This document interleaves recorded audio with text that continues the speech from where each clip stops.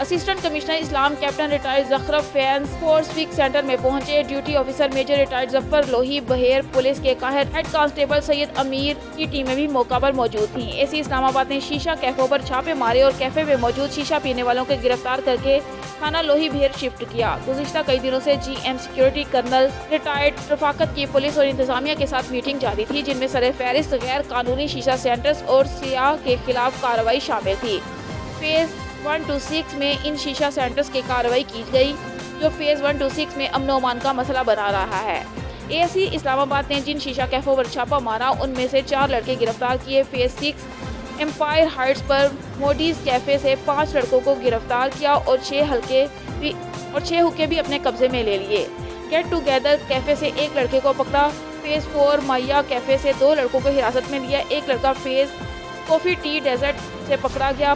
13 लड़के और 12 हुक्के अपने कब्जे में लिए और तमाम को थाना लोही बहेर शिफ्ट कर दिया गया। GM सिक्योरिटी ने इस अज़म को दोहराया। फेज 1 to 6 में रिहायशियों को महफूज और पुरअमन माहौल फराहम किया जाएगा। जराइम पेशा अफराद के खिलाफ मजीद कार्रवाइयाँ जारी रहेंगी।